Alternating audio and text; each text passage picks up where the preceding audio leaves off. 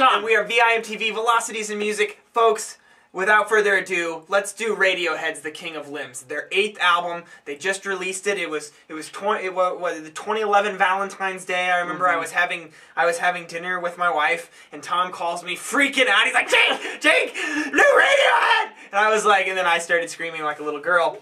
And then they said it was going to come out Saturday the 19th of February of 2011, and then it just comes out on the 18th. Go Radiohead for being awesome. It's done. We're going to give it to you. Thank you, Radiohead. I appreciated it. Tom appreciated it. All you crazies out there appreciated it. So what did they drop? What is The King of Limbs? Well, as their 8th album, I think it's Radiohead's most inaccessible album. Easily. For sure. I mean, I really feel like, you know, they posted that video of Lotus Flower, and it's Thom Yorke dancing, and the video is kind of funny, and it's kind of creepy, and the music, you're just like, what the hell is this? And then that's one of the more accessible tracks on the album. And so what did they do? Radiohead's famous for changing styles on every album, and on The King of Limbs, they definitely are changing styles. So what are they doing? Well, what you have is something that I kind of felt like was kind of this play on dance, electronica music, house, stuff that you would hear from like Flying Lotus in Cosmogramma and even Kieran Hebden's earlier stuff. You know, I mean, like, really what you're seeing here is Radiohead put a new spin on electronica and dance music. I kind of feel like, and I was mentioning this to Tom before I just turned it over to you, Tom, I kind of feel like, you know, if In Rainbows was, you know, to OK Computer, The King of Limbs is to Kid A. Yeah. You know, it's kind of a similar thing, and a lot of the sounds are very similar as to In Rainbows. A lot of the production, the minimization of the extra stuff, where it's just the purest, most nicely produced sound, but it's just a lot denser and thicker, and there's so many pieces to the puzzle. But Tom, what was your experience with The King of Limbs? You really summed it up in the sound there. To me, to kind of, well, to quote myself in the little blurb that I wrote the day that it came out after listening to it a few times, it sounds more like a full band manifestation of the work that Thom Yorke was doing last year with Flying Lotus, or Thom Yorke's own solo stuff. I mean, there's definitely been a lot of comparisons made to The Eraser, and I think that's not without due cause. I think that the Eraser has a lot more identifiable, graspable, digestible melodies, whereas these are pretty hard to get right away. It took me a lot of listens before I really felt like I got this album. It's a tough pill to swallow, but at the same time, I think it's a very rewarding one. I mean, I'm gonna give this a high score, and you know, just to put that out there. And I'll tell you this, it's not just because I'm a crazed Radiohead fan. To tell you the truth, I'm actually one of the minority of fans who didn't like In Rainbows as much, and I'm not afraid to come out and say that.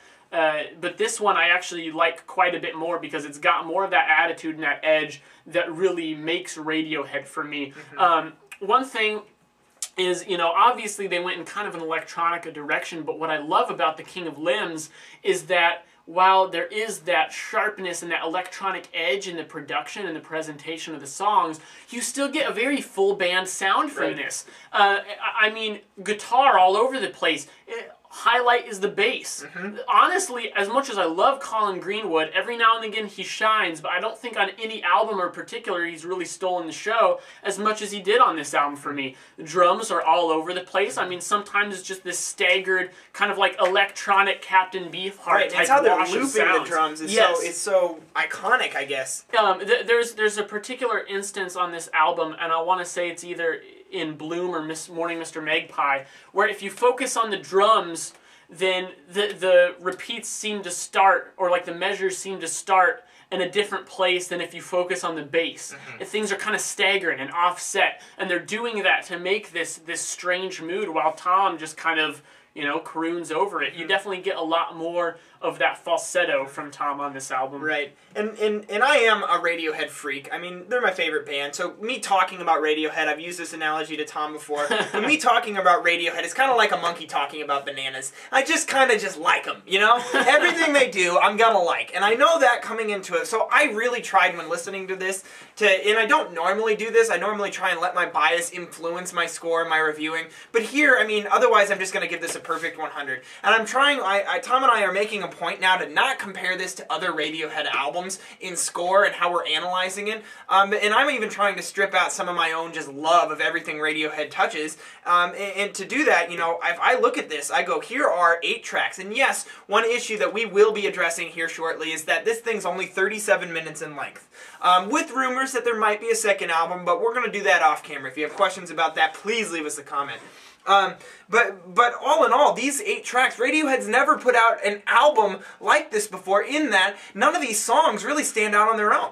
None of these songs can really be just independent singles or just standout tracks. Even if you're their most abstract album, Kid A, it had tracks like Idiotech or Optimistic yeah. or How to Disappear Completely that could stand on their own as just these brilliant tracks. And while some of these tracks are good, and very good, I'd say Lotus Flower probably comes close, but it's still, they all rely on each other to kind of build this mood and this atmosphere, and then there's all this theming going on even in the lyrics, if you can go out and do some research and find some early lyrics that people have typed up, which I did, and just everything about this album, everything's made to just be one cohesive piece, and I think that just adds to the fact that it's going to be harder for people to get into. If you give this a shot, I think you'll see that the songwriting, the song structures, you barely even get hints of choruses in here, but every once in a while you'll get that, and then there's just, it's so original, the production is so good, and the vocals, oh my god, the vocals, if you like Thom Yorke's voice, and I know that some people don't, and that's a fair thing to feel, I guess,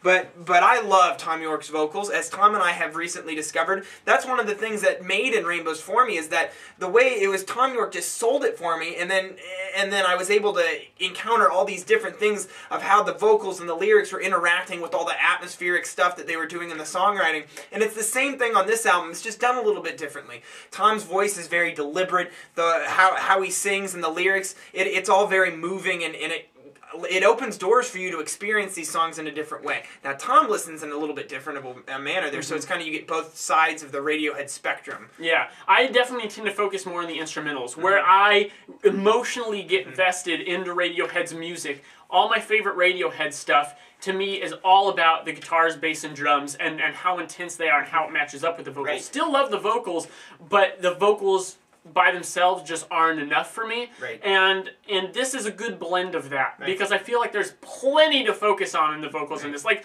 for instance, I mean, I know that 2 of Radiohead's most critically acclaimed albums are OK Computer and In Rainbows. Honestly, those are 2 of my least favorite, because I think that they rely so heavily on Tom's vocal parts. I feel like the instrumentals take a bit of a step back. Well, here, it's nice to see them come to the forefront a little bit and still be able to blend with Tom's voice. Right. I think that meshing is really good. Now, this, I think a lot of people are not going to like this album, and that's understandable, but I would urge you to give it a chance. Give it 5 or 6 listens. That's about where I'm at now, and I'm starting to just love it. And it took me forever, because it's hard to identify what they're doing. It's hard to grasp on to the melodies and the exact structures, which there barely is any structure. Right, you really got to really rip the different pieces apart and analyze them, and then analyze how Radiohead's putting them all together, because that's the beauty in it. That's the genius behind their songwriting. And once I was able to do that and understand it, then I was able to kind of put that to the side and just let the songs wash over me and how they, you know, make me feel. And I think that this is a really good flowing album. My biggest complaint is it's 8 tracks and 37 minutes. And I think that it would have benefited from a couple tracks in there to just even things out, make it flow even better, break up some of the just intense, dense electronica that's in there, and break it up a little bit. So what score are you going to give it, Tito? I'm going to give it an even 90. Okay. I think this is really good. For the same reasons that you just quoted, I can't give it a perfect score. I still love it. I think this presents a lot of really good aspects of music, and in comparison to all the other albums out there, not just the Radiohead albums, but every other album, I think that you're not going to find music like this very many other places. And it's of such high quality, I think it deserves a 96. So I think that kind of gives you guys some good feedback. Yes, we're Radiohead fans, but I think that also we kind of made an argument that this is such a good album for you to check out, and we highly recommend it. Now, which Radiohead album is your favorite Radiohead album, and what was your experience with The King of Limbs? And if you're interested in talking to us about the whole second disc feature that might be coming out, we don't really know yet, please leave us a comment. I'm Jake. I'm Tom. And we are Velocities in Music, VIMTV. Thanks for watching, everybody. We are moving music critique forward.